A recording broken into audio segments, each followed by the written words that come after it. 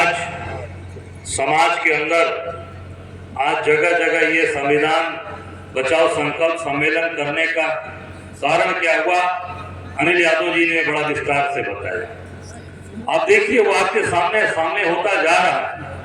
अगर हम सब, हमारे नेता, हम सब लोग मिलकर, हमारे नेता राहुल जी से लेकर और एक ब्लॉक के अध्यक्ष तक इस पे काम कर रहा है, वार्ड के अध्यक्ष तक इस पे काम कर रहे हैं कि संविधान की रक्षा करनी है, चाहे उसके लिए हमें कोई कुर्बानी देनी पड़ेगी, हम देने के लिए तैयार हैं।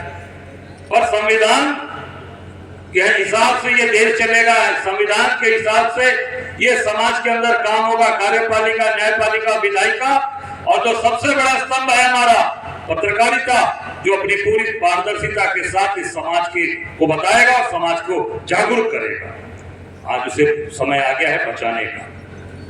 अभी हमारे पूर्व वक्ताओं ने कहा कि बहराइच के अंदर आप देख सकते हैं किस तरीके की चीजें चल रही है, किस तरीके की सांप्रदायिकता फैलाई जा रही है, किस तरीके की चीजों को बर्बाद किया जा रहा है। और तो और एक तरफ आपने देखा कैसे उन्माद फैलाया गया, कैसे विसर्जन के दौरान और उसके बाद उस समय किस तरीके से लोगों के घरों पर चढ़कर उनके साथ बदतमीजियां की गई, उनके साथ अभद्र व्यवहार किया गया। और आज तो हद हो गई कि भारतीय जनता पार्टी के विधायक के संरक्षण में आज पूरी तरीके से लोगों के घर, मकान, दुकानें जलाई जा रही, लोगों को बर्बाद किया जा रहा है। आज हमें जनता ताकत देती है, जनता हमें चुनकर भेजती है विधानसभा, लोकसभा में, इसलिए नहीं कि हम समाज को तोड़ेंगे, हम समाज को जलाएंगे या समाज को हम पूरी तरीके से तोड़ने का काम करेंगे।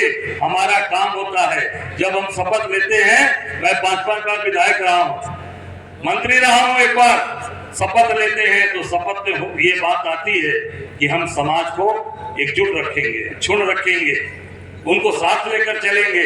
आज अपने फायदे के लिए, अपने आगे बढ़ने के लिए समाज को तोड़ रहे हो। वही बहराइच, जिस बहराइच से में इस सरकार ने भेड़िए से लोगों की जान नहीं बचा पाए, बच्चों की जान नहीं बचा पाए, बूढ़ों की जान नहीं बचा पाए, महिलाओं की जान नहीं बचा पाए, भेड़िया उठा ले जाता था, भेड़िया मार डालता था। आज वहां पर आज पूरी तरीके से प्रदेश को आज बर्बाद करने का, जलाने का काम आप कर रहे हो बहराइच से। मैं समझता हूं कि ये बहुत ही निंदनीय, इसकी जितनी निंदा की जाए आज इस संविधान बचाओ संकल्प सम्मेलन में उतना कम। क्यों?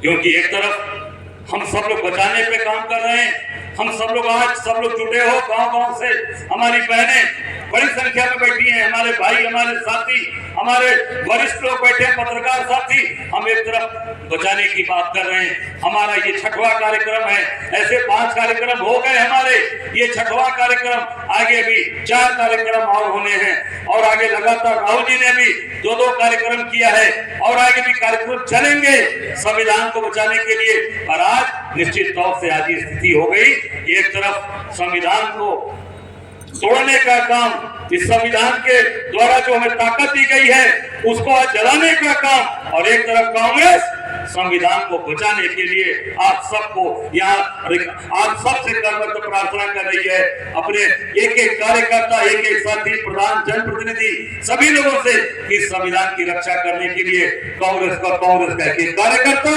सड़क पर उतरकर लोगों की रक्षा करे, लोगों के साथ कंधे से कंधा मिलाकर खड़ा है।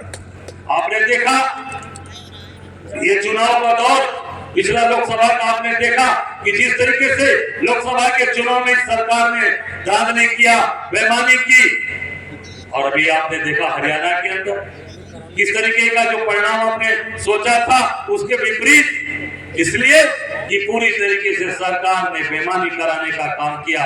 20-20 विधानसभा के रिकॉर्ड के साथ हमारे दल के लोगों ने चुनाव आयोग में शिकायत किया है कि 20 विधानसभा में पूरी तरीके से ईवीएम के अंदर खेल किया गया। ये सारी चीजें रिकॉर्ड के साथ केवल 20 विधानसभा का रिकॉर्ड दिया गया और पूरी तरीके से चुनाव को प्रभावित करने का काम किया।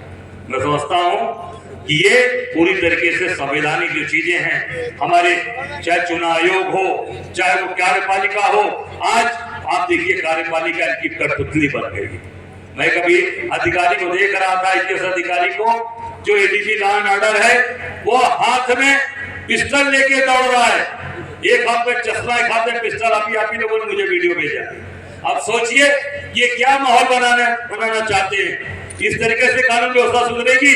कानून तो हनक से चलता है, आप दमदारी से चलाओगे, आप सड़क पे दौड़ रहे हो, इसका मतलब कि आप दिखावा कर रहे हो लोगों को भ्रमित करने का, और लोगों को केवल अपना वीडियो बनवाकर और रील बनवा रहे हो, आप उसको ट्वीट कर रहे हो, रील बनवाकर आप देखो लोगों को दिखाना चाहते हो कि देखो भाई हम कितनी मजबूती के साथ जनता की सेवा करने के लिए काम कर रहे हैं। ये बेवकूफ बनाने का समय नहीं है। यहाँ बैठे एक माता और बहने, आप ये मत समझना कि मैनपुरी करहल के लोग या अगल बगल के लोग जो आए हैं उनको आप बेवकूफ बना लोगे। अब वो समय चला गया, अब जनता हक और अधिकार पर वोट दे रही है। हमको आपने वादा किया था, हम आपको नौकरी देंगे, हम आपको पैसे डाल देंगे, हम 2 करोड़ नौकरी देंगे, हक और अधिकार। बेरोजगारी, कोई कल कारखाना लगा है मैनपुरी में? आप बताइए 10 साल में इनकी सरकार हो गई, एक कारखाना कहीं लगा तो बता दो किसी जिले में। अरे हाथ उठा के बताइए किसी जिले में है?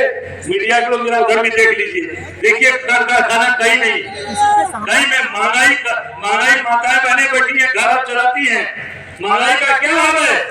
दाल 200 रुपए के ऊपर जा रही है, तेल भागता जा रहा है, खाने की दवाइयां नहीं तो खा पा रहे, दवाइयों का सेवन छोड़ दिया लोगों ने अपने बच्चों को पढ़ाना नाम कटवा दिया स्कूल से, क्योंकि फीस 8,000 10,000 महीना कहां से गरीब आदमी थे, कमा नहीं पा रहा। उस पे बात नहीं करती सरकार केवल तोड़ने का काम और लोगों को झगड़ा कराने का, घर फुकवाने का, दुकान फुकवाने का और दंगा कराने का काम ये सरकार करती है। और ये निश्चित तौर से अब समय आ गया है कि योगी जी बहुत करा चुके, अब संभलेगा नहीं। अब आपको गोरखपुर मठ में जाकर बैठना पड़ेगा और वो संदेश आप करहल से आप देने का काम करिए। मैं आप सब लोगों से आग्रह करूंगा, कांग्रेस का एक सिपाही इसके लिए कटिबद्ध है, प्रतिबद्ध है। हम पूरी ताकत के साथ आगे बढ़ रहे हैं, काम कर रहे हैं, न झुके हैं और न डरेंगे, चाहे इसके लिए हमें कोई कुर्बानी देनी पड़ेगी। हमारा कांग्रेस का एक बब्बर से कार्यकर्ता आगे बढ़कर काम करेगा। बहुत बहुत धन्यवाद। जय हिंद, जय कांग्रेस।